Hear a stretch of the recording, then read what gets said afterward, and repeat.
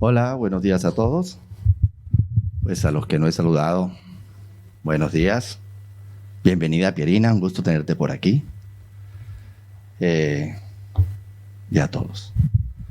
Pues os pregunto, ¿alguna vez os habéis sentido rechazados? Que no sois parte de un grupo, por ejemplo. Imagínate nada más un ruso que esté por Europa hoy en día. ¿Cómo se siente? Te han puesto motes, te han puesto etiquetas, a lo mejor eres el más pringado de la educación física, o a lo mejor tenías un defecto físico y se burlaban de ti, o no eras muy guapo, o muy guapa, o eras el empollón de la clase y se metían contigo, ¿verdad? O eras a lo mejor el menos agraciado de tus hermanos, el menos listo de tus hermanos. No sé si a alguien le ha pasado de eso alguna vez. Paloma hablaba de injusticias, y seguro que todos hemos vivido. Yo era el más pequeño de mis hermanos y siempre era pues el menos listo, el más criticado, todo, porque cuando sabes que los hermanos se pelean, pero mis hermanos son gemelos. Cuando nos peleábamos, pues ellos dos se juntaban y yo salía perdiendo, ¿verdad? Y bueno, hoy vamos a seguir con la línea de ver las lecciones de discípulos de la Biblia. Y hoy vamos a hablar de Mateo. Y Mateo también se sentía así. Mateo era una persona totalmente rechazada. Era el menos popular de los discípulos de Jesús, sin duda alguna. ¿Verdad? Vamos a hablar un poquito de su vida. Original de Capernaum, una ciudad galilea que estaba ahí al lado, la parte oeste del mar de Galilea, donde el Señor hizo muchos milagros, donde el Señor reclutó a casi todos sus discípulos, ¿verdad? Y sabemos poco de Mateo. Mateo no dice nada, no tenemos una sola palabra escrita en la Biblia dicha por Mateo. Lo único que tenemos es el texto donde habla de su llamamiento. Y eso es lo que vamos a ver hoy. Entonces, espera. A ver, estamos ahí, ¿no? Sí. Vale. Entonces vamos a leer en Mateo 9, del 9 al 13. Vamos a leer. Al irse de allí, Jesús vio a un hombre llamado Mateo, sentado a la mesa de recaudación de impuestos. Sígueme, le dijo. Mateo se levantó y lo siguió.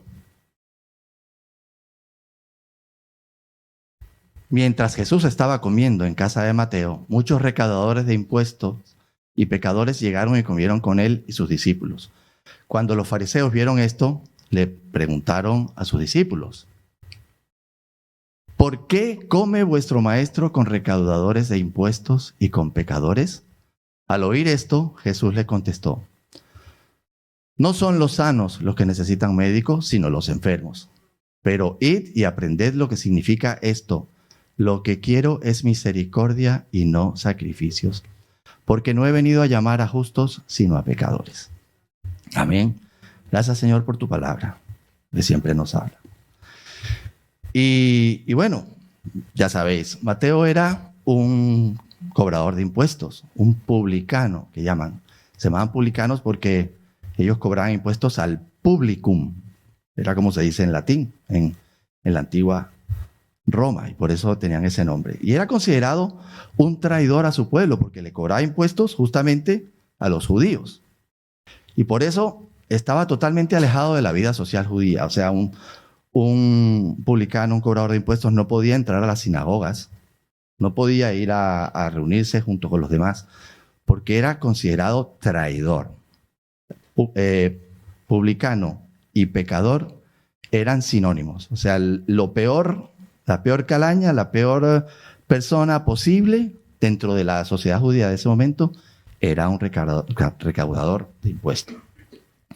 Imaginaros cómo se sentía Mateo.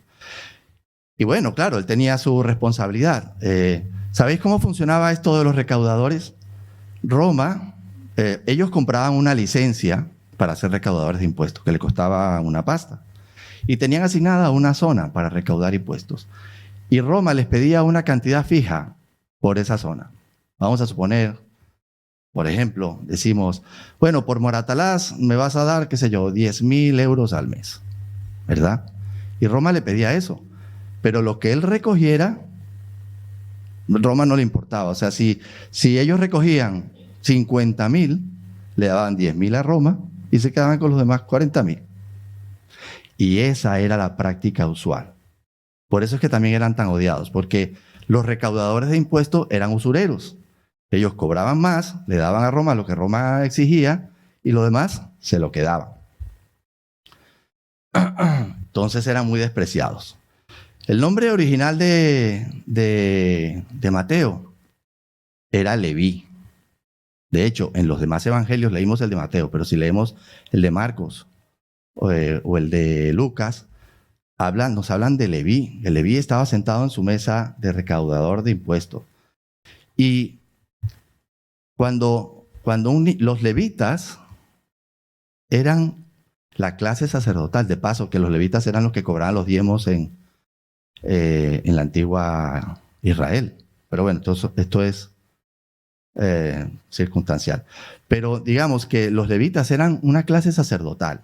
O sea, cuando en una familia le ponían a un niño Leví, es porque esperaban que este niño estuviera ligado a la sinagoga, fuera parte de la iglesia, vamos a decirlo así. ¿Entiendes? Es como cuando aquí a un niño le ponen Jesús. Quieren hacer honor a esa parte. Y este Leví, pues no podía haber más contraste. O sea, lejos de eso, a pesar de que sí había sido instruido en las Escrituras, que tenemos mucha evidencia de eso, pues era todo lo contrario. Era un recaudador de impuestos odiado por todo el mundo. Bueno, lo cierto es que Leví estaba ahí sentado, nos dice la palabra, estaba sentado en la mesa de recaudación. Así como esta foto que está aquí. Sentado en la mesa de recaudación, allí. Y vamos a reflexionar un poco sobre esto. Claro, estamos hablando de un instante de tiempo, estaba sentado. Pero más que eso, él estaba acomodado en su vida. Él tenía una vida. Era recaudador de impuestos, tenía dinero y no había llegado ahí por casualidad. Eso no fue de la noche a la mañana, no fue del día anterior a hoy. Él había tomado ciertas decisiones y había vivido ciertas cosas que lo habían llevado ahí, a ese momento. Vamos a suponer, porque claro, eso no está en la palabra, pero vamos a suponer. Imagínate a un Leví de joven, de pequeño, que vea a un recaudador de impuestos y lo que hacen todos los chavales, todos los jóvenes, critican. Ay, mira ese recaudador de impuestos, es lo peor de lo que hay y tal. ¿Verdad? O sea, yo me imagino al propio Leví, a lo mejor de joven, burlándose de recaudadores de impuestos. Lo imagino, por ejemplo, que un día conoció a un recaudador de impuestos y se puso a hablar con él y a lo mejor pues pensó, pues mira, este hombre pues parece tan normal como todos los demás. O sea, no veo que sea muy diferente. Lo imagino pasando un momento difícil de su vida, en la cual estaba pasando dificultades económicas, y se vio en la necesidad, le ofrecieron el puesto. Me lo imagino dudando. Me lo imagino diciendo, no, pero es que yo no puedo hacer esto. Está mal. Me lo imagino aceptando el puesto, quizá por necesidad, ¿verdad? Y empezar a trabajar y de pronto le va yendo mejor y eso ahoga un poco su culpa, ¿verdad? Se cauteriza, se acostumbra. Me lo imagino escuchando a sus amigos recaudadores de impuestos, pero no seas tonto, cobra más. Si tú solo tienes que dar 10.000, cobra 20. Me lo imagino haciéndolo la primera vez. ¿Te lo puedes imaginar? Sintiéndose culpable, sintiéndose mal. Pero no pasó nada y lo siguió haciendo y lo siguió haciendo y lo siguió haciendo. Y se acostumbró. Eso no le pasa solo a Leví, también nos pasa a nosotros. ¿En qué vida estás sentado tú ahora? ¿Qué situación de vida? ¿Y qué ha pasado para que hayas llegado hasta ahí? ¿Qué cosa? De pronto, tú sabes que no está bien en tu vida, pero las circunstancias te han traído hasta aquí. ¿Verdad? Y él estaba ahí. Pero un día,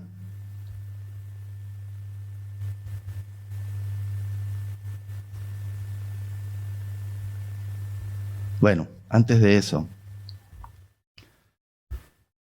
hay una fábula que os quiero recordar, que probablemente ya la conocéis.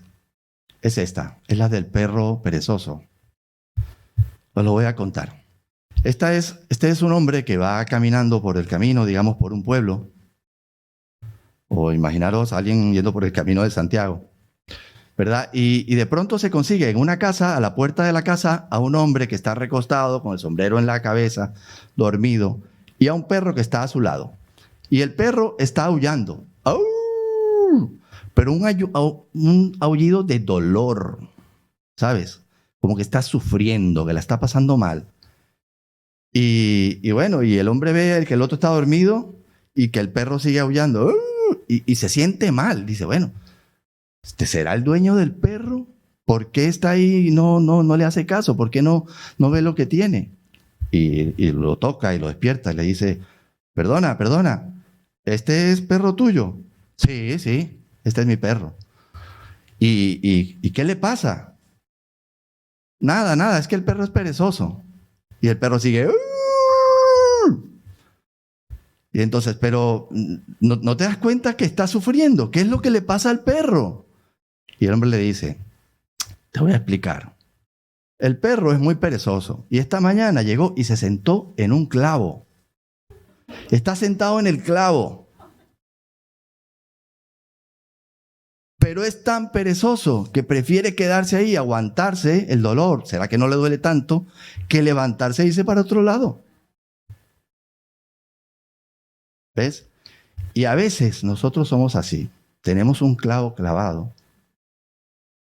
Tenemos algo que nos molesta en la vida. Criticamos, nos quejamos, así como el perro, nos quejamos, pero no tomamos acción, no hacemos nada para cambiar eso. A lo mejor 5 años, a lo mejor 10 años. Y tú sigues ahí como el perro, con el clavo y quejándote. Y le echamos la culpa a los demás, a nuestra familia, a nuestra mujer, a la suegra también, al suegro también. Y no hacemos nada. ¿Qué hay en tu vida que necesita ser cambiado y que tú no has tomado acción y que estás quejándote? Pero bueno, entonces, por otro lado está Jesús. Jesús, de pronto, Mateo empieza a escuchar a Jesús, un hombre que empieza a hablar en Nazaret, la ciudad donde vivía. Le llama la atención, que empieza a predicar. Después de un tiempo, Jesús se va de Nazaret, lo echaron de Nazaret. A Jesús lo echaron de Nazaret, porque era rechazado por la clase dirigente. Jesús se va a Galilea, allí es donde recluta y conoce a los pescadores, Pedro, Juan, Jacobo, y va a Capernaum, y está en Capernaum. Y ya ha pasado un tiempo, ya Jesús es conocido, ya ha hablado, ya ha hecho milagros, ha dado discursos. Y un día él se va a escuchar a Jesús. Estoy hablando antes de este día. Él se va a escuchar a Jesús y lo escucha apartado porque él no se puede mezclar con el resto de la gente. Y lo escucha, y cuando lo escucha, su corazón arde. Y cuando lo escucha, él recuerda que su vida está mal, que él tiene que cambiar. Cuando él escucha a Jesús, se acuerda de todas del Antiguo Testamento, de lo que hablan del Mesías. En el Evangelio de Mateo hay 99 referencias directas al Antiguo Testamento. y muchísimas otras indirectas. Mateo era una persona estudiada de las Escrituras. Y mientras más y más escuchaba a Jesús, él más se daba cuenta de esto. Mateo sabía que su vida necesitaba un cambio. Él lo sabía de antes, pero escuchando a Jesús, eso me imagino yo, o sea, porque él, por ejemplo, él es el único. Hay 10 parábolas de Jesús que él es el único que las cuenta. Él escuchaba a Jesús. Él es el único que habla de la cita esta de Mateo 11:28 que dice, venid a mí todos los que estáis cansados y agobiados y yo os daré descanso. Él se sentía así. ¿Y nosotros? ¿También necesitamos un descanso? ¿También necesitamos un cambio en nuestra vida? Pero Mateo escuchaba que había reclutado a algunos discípulos y probablemente pensaba, ¿cómo me gustaría aprender de Jesús? Pero no, imposible que Él se fije en mí, el pecador que soy, en yo, la persona más odiada de este lugar. No, imposible. Él no se va a fijar en mí. ¿Cuántas veces te has sentido así? De que tú dices, no, es que yo no me merezco esto. Es que yo he hecho mucho daño. Es que yo la he liado. Yo no me merezco. Y entonces pasó el milagro, ¿verdad? Jesús pasó frente a su mesa de recaudación y lo vio. Te pregunto, ¿qué vio Jesús en Mateo? ¿Vio lo mismo que vieron los demás? Pues sí y no. Sí, él vio a un hombre pecador que tenía una vida que no estaba bien. Pero también vio algo más. Vio una persona que quería ese cambio. Vio una persona con un corazón arrepentido, con un corazón que estaba listo. Él había preparado el corazón de Mateo probablemente, como lo ha preparado a nosotros cuando nosotros recibimos al Señor. Y en el Evangelio de Lucas dice que todos dicen que Jesús vio a Mateo y le habló. Pero el Evangelio de Lucas dice, se fijó en Mateo. Y la palabra ahí que utiliza en el griego es teatomai. Y significa contemplar, mirar con atención, cuidadosa y deliberadamente. O sea, Jesús lo escaneó. Así como escanean las chicas a los chicos cuando lo ven. Pero más, con los rayos X espirituales del Señor. Él lo vio. Jesús conocía sus anhelos, conocía sus vergüenzas, conocía su corazón. Y lo eligió y le dijo, sígueme. Y luego le cambió el nombre, y no en ese momento, luego le cambió el nombre. Le puso Mateo, porque se llamaba Leví, y le puso Mateo, que significa don de Dios. Pero cuando Mateo escribe el Evangelio, él no habla de Leví, él habla de Mateo. Los demás hablan de Leví, pero él habla de Mateo. Para él significa un orgullo eso, el que Jesús lo haya elegido, que Jesús lo haya llamado. Decirle, yo tomé una vida diferente. Todos los demás lo excluyeron, todos los demás lo rechazaban y Jesús lo eligió. Entonces, ese es otro punto, otra lección. No importa qué tan bajo hayas caído, Jesús te ha elegido para darte su gracia. No importa qué tan bajo, qué mal has hecho, Jesús te quiere dar su gracia. Jesús no es como todos los demás. Lo hemos cantado. Entonces, al igual que a Mateo, Dios te ha llamado, Dios te ha elegido. Y Dios no elige un Dream Team, ¿sabes? Porque si nosotros vamos a elegir un equipo, Pues sacamos los currículum, buscamos las capacidades, quién es mejor y no sé qué. Pero Dios no.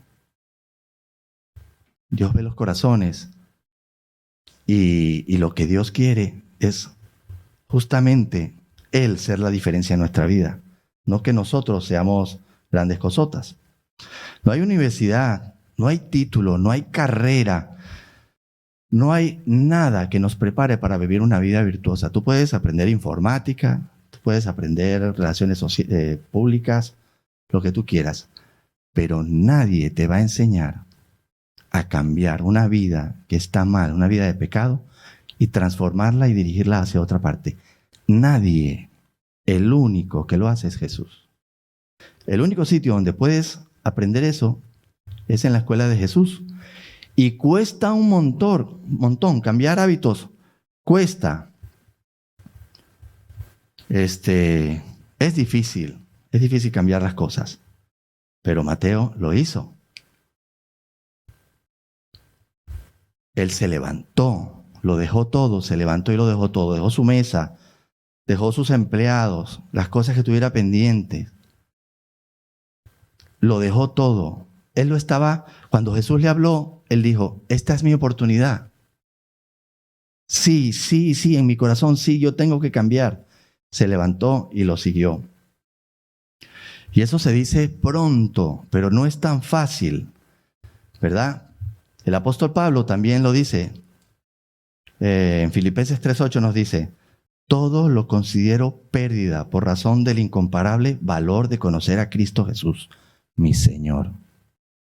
Por Él lo he perdido todo y lo tengo todo por estiércol, a fin de ganar a Cristo. Entonces, Él lo dejó todo.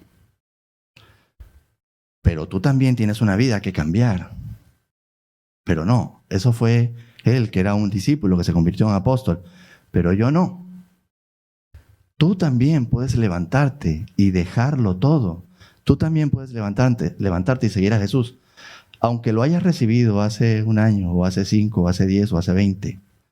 A lo mejor hay cosas en tu vida que necesitas que tú te levantes y te aferres a Jesús. Y digas, me agarro a ti. Yo lo necesito. Y lo voy a hacer. Lo quiero hacer, lo digo aquí delante de todos vosotros.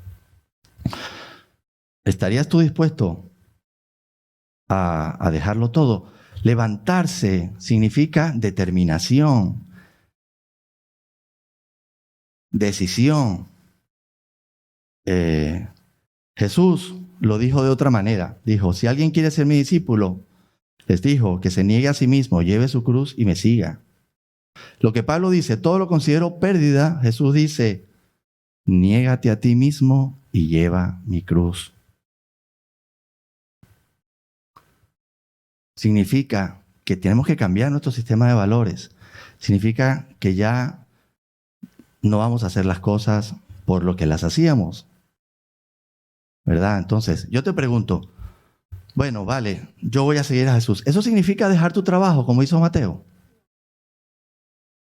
¿Quién dice que sí? ¿Quién dice que no? Pues mira, yo te digo, depende. Depende de por qué tú haces tu trabajo. Porque si tú haces tu trabajo, inclusive sabes que haces algunas cosas mal, le mientes a la gente, o lo haces por tener tus anhelos, por cumplir tus anhelos, pues a lo mejor no tienes que cambiar de trabajo, pero a lo mejor tienes que cambiar la razón por lo que la haces. Lo importante no es el qué haces, ¿verdad? No, que si bailar está mal para los evangélicos, que si tal. Lo importante no es lo que haces, sino el por qué lo haces. El asunto es que esta frase a veces la utilizamos de excusa. Bueno, no tengo, lo que tengo es que hacer las cosas por y para Dios. Pero al final las seguimos haciendo para nosotros. No por Dios y para Dios. Entonces, nuestra cruz es esa. Nuestra cruz es no hacer cosas para nosotros. Nosotros ahora tenemos un Señor. Tenemos que hacer las cosas para Él. Tenemos que sincronizarnos con Él, con lo que Él quiere, y no con nosotros.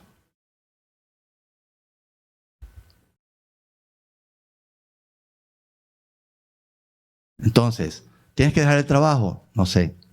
¿Para qué lo haces? ¿Para quién lo haces? ¿Cuáles son los motivos por los que lo haces? A lo mejor sí, a lo mejor no. Y así cualquier cosa. Ahora, ¿qué hizo Mateo? Claro, Mateo tuvo que dejar el trabajo porque su trabajo estaba bastante mal.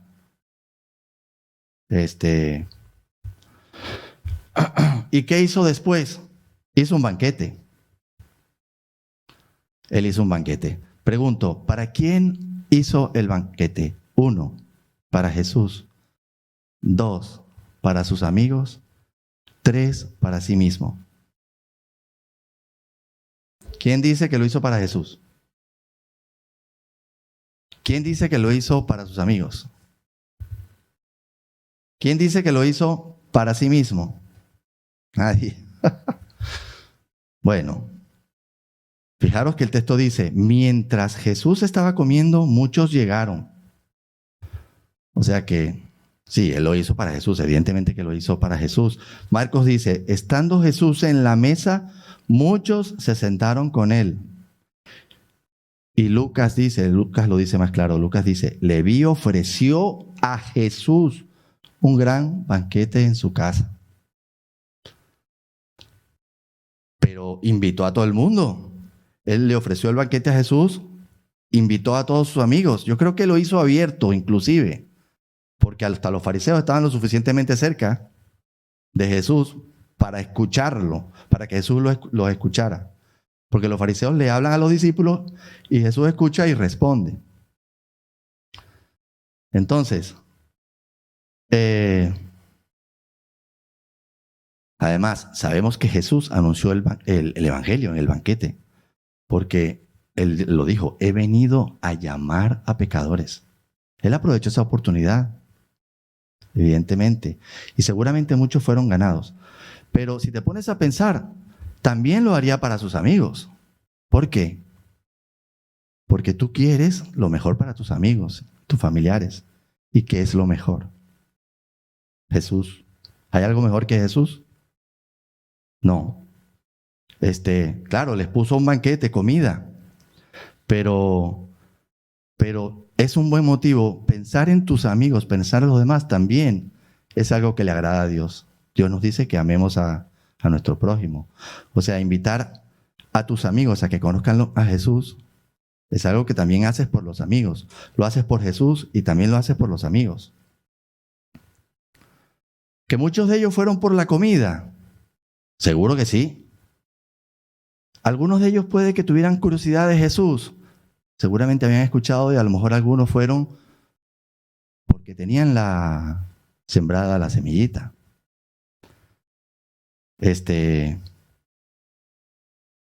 Yo tenía una compañera de trabajo que cuando nos invitaban a los eventos de Vodafone, a las convenciones y no sé qué, y siempre ponían catering y ponían comida, ponían pasapalo.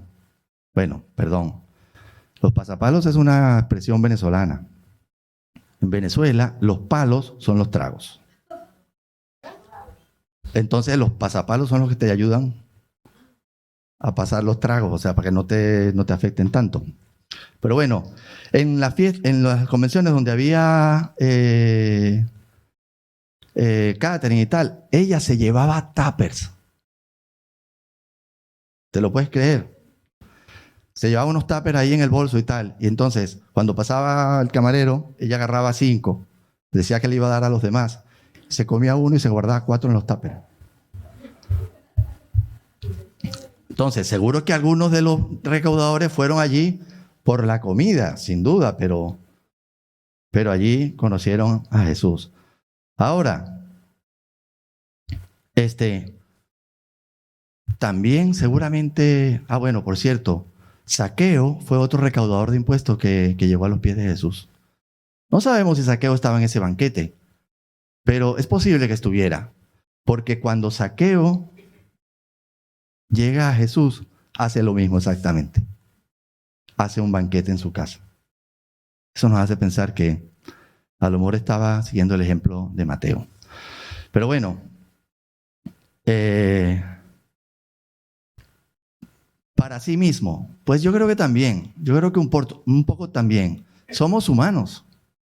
Yo estoy seguro que a lo mejor él sentía la necesidad de reivindicarse, de decirle a todo el mundo, he tomado un camino diferente. ¿Sí o no? Cuando hacemos el bautismo, eso es lo que le decimos a la gente. He decidido seguir a Jesús. O sea que yo creo que también, no podemos criticarlo, que un poco por sí mismo también lo haría. Pero bueno, eso queda en especulación porque no lo sabemos. Pero bueno, hablábamos de que nos cuesta el cambio nos cuesta. El cambio nos cuesta tanto que a veces por cosas tonterías nos cuesta. Vamos a suponer que tú estás en un restaurante y tú pides una pasta carbonara y llega el mesonero y te trae una pasta napolitana. Hay algunos que le dicen, oye, yo pedí una carbonara, pero te aseguro que hay muchos que no dicen nada. Ah, no importa, no pasa nada. Yo me como esta. También me gusta. No, es que yo no quiero molestar al camarero, no quiero molestar al cocinero. O te dan algo en una tienda y no es lo que es. No, es que yo no quiero molestarlo. Está bien, no pasa nada. ¿Pasa o no pasa? A lo mejor. Y pasa con cosas serias también. ¿Han escuchado ustedes, por ejemplo, parejas que tienen 5 años juntos y se van a casar, pero tienen 5 años de guerra, de peleas? Y tú escuchas que se van a casar y hablas con la persona y le dices, ¿y por qué se van a casar? Es que ya tenemos 5 años. No sé, es que ya tenemos 5 años. No sé, mejor mal conocido que bueno por conocer. ¿Verdad? Cuesta decir, no, espera, esto no está bien. Hay que parar. Hay que rectificar.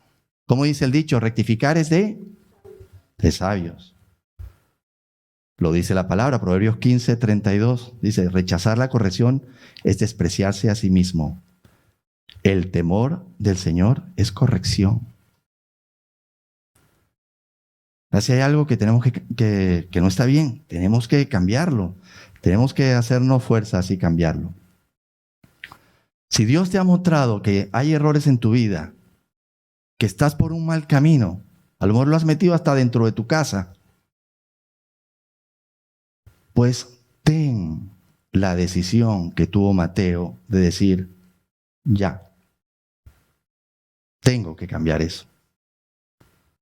Hay que saber decir no. Decir no es difícil.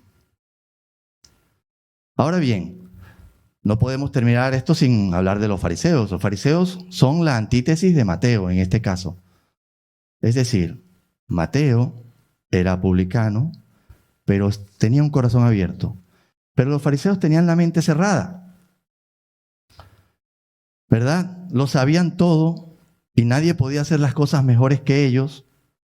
Carecían de sencillez, humildad y no tenían arrepentimiento. Lo que hacían era criticarlo todo y quejarse. Criticarlo todo y quejarse. ¿Te quejas tú por todo? Yo te digo que sí. Yo me quejo por muchas cosas. Es una de las cosas que trabajo. Me quejo mucho. Y eso no está bien. Estoy convencido de que quejarnos nos aleja de Dios. Los fariseos se quejaban y estaban lejos de Dios. No hacemos nada quejándonos. ¿Y qué les responde Jesús? Les dice, lo que quiero es misericordia y no sacrificio. Y yo pregunto, ¿qué es la misericordia? Una palabra muy evangélica que todo el mundo usa mucho, ¿verdad? ¿Qué significa misericordia? ¿Alguien que quiera decir algo? ¿Qué entiendes por misericordia?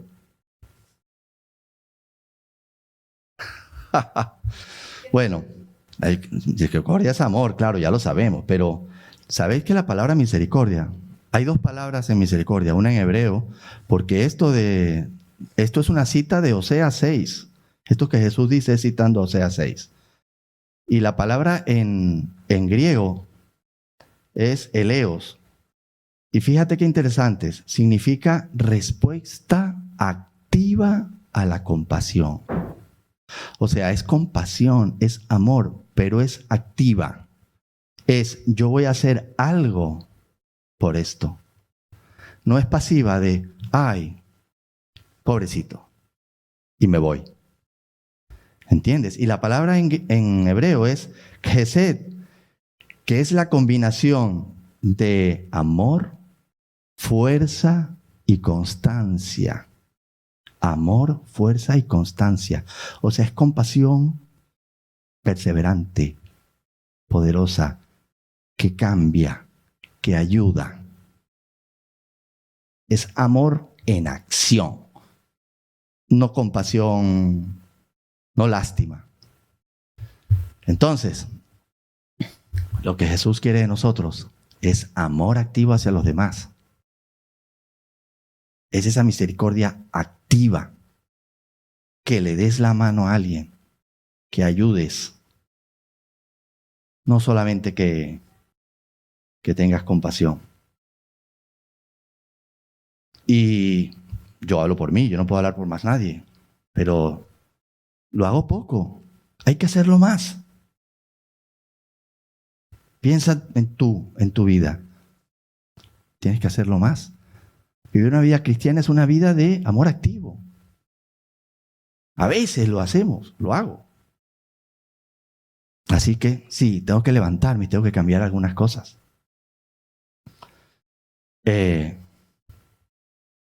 Como último punto y acabo, os voy a decir, esto es un viso, una postdata. Nos dice la palabra que Mateo era hijo de Alfeo. Hay otra persona que también dicen, otro discípulo en la Biblia que también dicen que es hijo de Alfeo, y es Jacobo el menor. En los discípulos había dos Jacobos. Jacobo, el hijo de Zebedeo, que era hermano de Juan, ¿verdad? Y Jacobo el menor, que dicen en la Biblia, el menor, el hijo de Alfeo.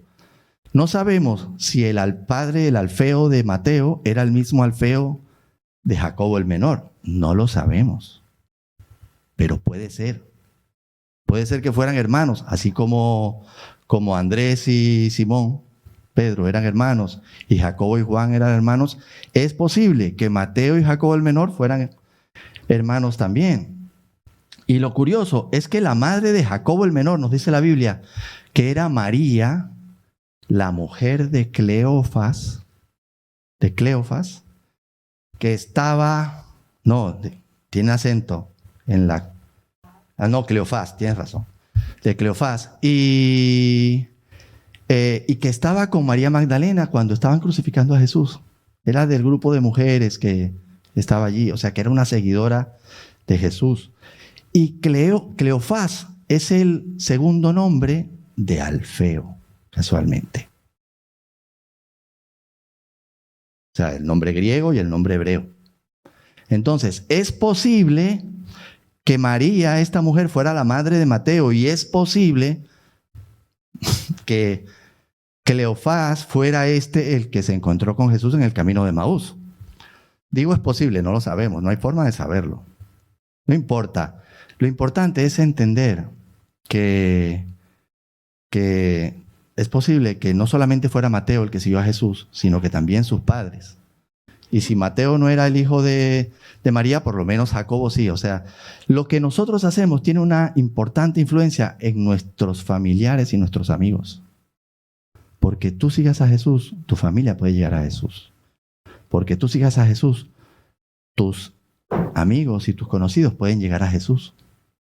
Entonces, una última lección es esa.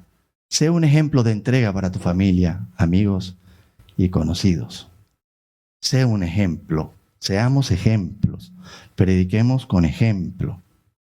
Seamos buenos ejemplos. No de palabra todos somos buenos. De verdad. Cambiando lo que tenemos que cambiar en nuestra vida. Ponte delante del Señor. Levántate y síguelo. Resumen, Mateo sabía que su vida necesitaba un cambio.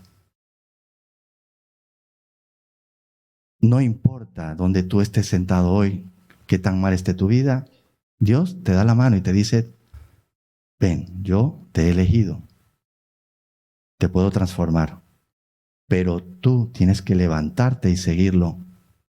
Tiene que haber ese compromiso tuyo. Jesús siempre nos pide una parte que nosotros podamos hacer. Y lo que Jesús quiere es amor activo en nuestra vida. Ese es nuestro trabajo ahora. Ese fue el trabajo de Mateo de ahí en adelante. Y ese debe ser nuestro trabajo, nuestra misión, nuestra filosofía, nuestra razón de ser. Y tenemos que ser ejemplo para los demás. Amén. Oremos. Amado Dios y Señor, gracias te damos porque tú eres bueno, porque tu palabra nos enseña. Porque, Señor, nunca estamos listos para leer, del todo listos o sabidos para leer tu palabra, Señor. Siempre nos muestras cosas nuevas, Señor. Gracias porque tú nos reflejamos en la vida de estas personas. Porque también nos sentimos que tú nos has llamado, que tú nos has elegido, que tú nos has dado tu gracia, tu salvación. Pero que nosotros somos débiles. Y muchas veces nos levantamos y nos volvemos a sentar. Nos levantamos y nos volvemos a sentar. Nos acostumbramos y nuestra vida a veces está pues llena de cualquier cosa menos de ti, Señor. Ayúdanos a tener esa convicción para hacer decisión y con tu guía y tu ayuda cambiar lo que tenemos que cambiar. Señor, ayúdanos a ser un ejemplo de entrega, de amor activo, Señor, para todos en nuestra iglesia, en nuestros familiares, nuestros amigos, nuestros vecinos, todos. Que puedan decir que nosotros tenemos algo, tenemos a alguien, y que podamos hacer como Mateo, llevar a sus amigos a ti, Señor. Guíanos, Señor, porque sin ti nada podemos hacerlo. Te lo pedimos en el nombre de Jesús. Amén.